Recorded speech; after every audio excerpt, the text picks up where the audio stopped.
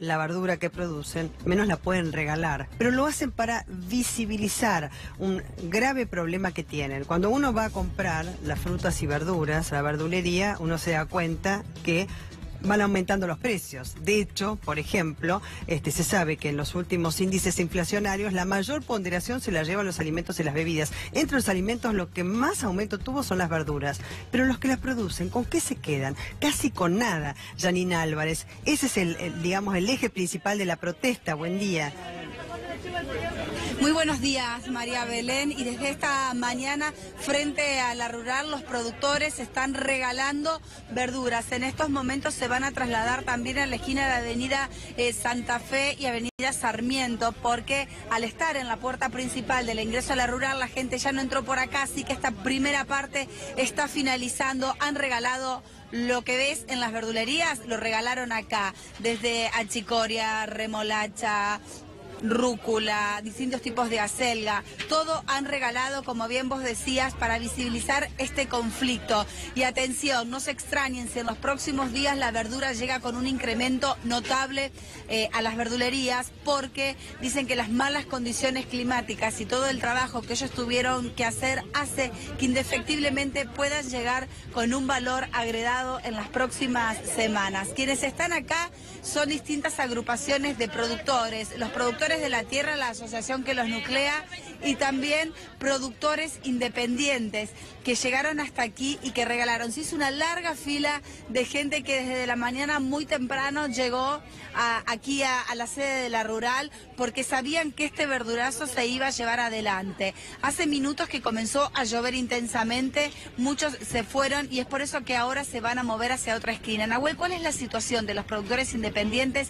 Esta protesta que llevan ustedes hoy regalando la verdura es visibilizar un conflicto que también tiene que ver con el congelamiento del monotributo. Exactamente, sí, la quita del monotributo social agropecuario, una política pública muy positiva que teníamos antes y ahora anunció el ministro Echeverre hace 2 o 3 semanas que lo van a dar de baja. La situación del pequeño productor es acuciante, es una situación crítica de una profunda crisis, a los tarifazos, al aumento de todo. La devaluación a nosotros nos pega en contra porque se produce a costo dólar y se vende en peso, por lo tanto cada centavo que se devalúa es un centavo más pobre del sector, y ante esto, en vez de tener políticas públicas que apoyen al pequeño productor, que es el que produce la comida que comen los argentinos todos los días, no es que se producen porotos de soja para mandar a China, el Ministerio de la Industria, en vez de tener política de apoyo, lo que hace es dar de baja el monotributo social agropecuario. En cuanto a los costos, hoy hablábamos, vos me decías que hablé con alguno de los productores, pero ese reclamo sigue vigente y sigue latente, ¿no? El valor que se les paga a los productores, el cajón, determinada cantidad de kilos en la lechuga, en los ajíes, y lo que se triplica como mínimo en las verdulerías, ¿no? En el precio final. Eso es estructural, lo venimos planteando y denunciando hace muchísimo. Tiene que haber una regulación y una transparencia de los mercados, porque no puede ser esa diferencia promedio de entre el 400 y el 600% de diferencia entre lo que se le paga al productor y lo que paga el consumidor en la góndola, en la verdulería. Te está escuchando María Belén, Nahuel. ¿Qué tal, Nahuel? Buenas tardes. María Belén. ¿Cómo te va? Sí, decía que el principal problema para ustedes es lo que reciben, ¿no? Porque yo como ama de casa, por ejemplo, voy a la verdulería y cada vez está más cara, inclusive también cuando te dicen que el índice inflacionario del mes pasado fue el 3,7%, la mayor parte se lo llevan los alimentos y entre ellos las verduras. ¿Por qué hay tanta diferencia? ¿Cómo se puede achicar este margen? Porque no es la primera vez que hablo de esto. No, y primero que en realidad el índice de inflación para los alimentos fue del 5,2. Sí. O sea, el 3 fue el general, pero los alimentos particularmente fue el 5,2. O sea, es peor para los alimentos. Primero aclarar que los pequeños productores no somos formadores de precios. No el precio que se paga en la quinta de la verdura o de la leche o de lo que se produce desde las familias trabajadoras de la tierra, no forman los precios de las familias, sino que lo define la cadena de intermediación intermediación y sobre todo los mercados concentradores. Y después, ese es uno de los grandes problemas, no es solamente y el principal, lo que pasa que es el que afecta tanto a la cadena, al eslabón primario de la cadena, como somos los que producimos, y el eslabón final, que es el que consume. Pero nosotros planteamos la imposibilidad de acceso a tierra propia. El 95% de las familias que producen los alimentos que comen los argentinos no son dueños de la tierra en la que se vive y se produce, se alquila todos los días. Por eso planteamos un proyecto de ley de generación de créditos blandos para el acceso a la tierra.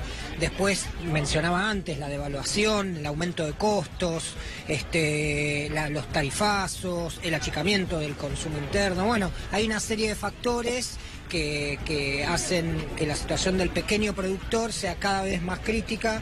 Como decía antes, a esto el gobierno, en vez de tener políticas de acompañamiento, lo que hace al revés.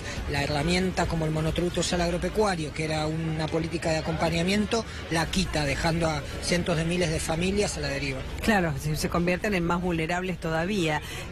¿Vos qué producís, Nahuel? Exactamente. Yo tengo tareas de organización, soy coordinador nacional de la Unión de Trabajadores de la Tierra, sí.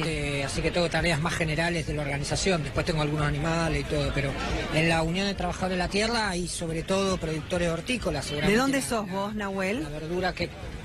De La Plata. De La Plata. La verdura que comieron, sí. La verdura que comieron los televidentes, vos misma ayer a la noche, seguramente la produjo alguno de los compañeros de la Claro, por eso te preguntaba, para que me dieras un ejemplo concreto, por ejemplo, vos decís hortícola, a ver, la lechuga, un cajón, ¿cuántos kilos tiene? Lechuga, ¿Cuánto ejemplo, cuesta producir? Y la jaula que... Sí. La jaula que se está pagando, que tiene más o menos entre 10 y 12 kilos, la jaula de lechuga, se está pagando ahora en la quinta entre 50 a 60 pesos, y bueno, y el kilo de lechuga en la verdulería creo que está valiendo entre 40, 50, 60 pesos. Sí, depende de la verdulería. Esa es la diferencia. Sí, a media cuadra de mi casa tengo un precio, claro. A una cuadra y media de mi casa tengo otra, ¿viste? Entonces voy y salgo, ¿viste? Ya sabés que es muy variable. Es muy variable. Ni hablar si vas a los supermercados. Es muy variable.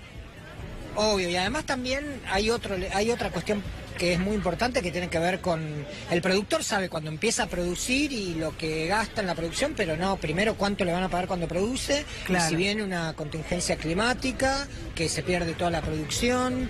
Bueno, por eso es necesario que el Estado acompañe, y sobre todo acompañe a aquellos que producen comida, no que producen commodities, que producen para exportación, que producen comida, porque si...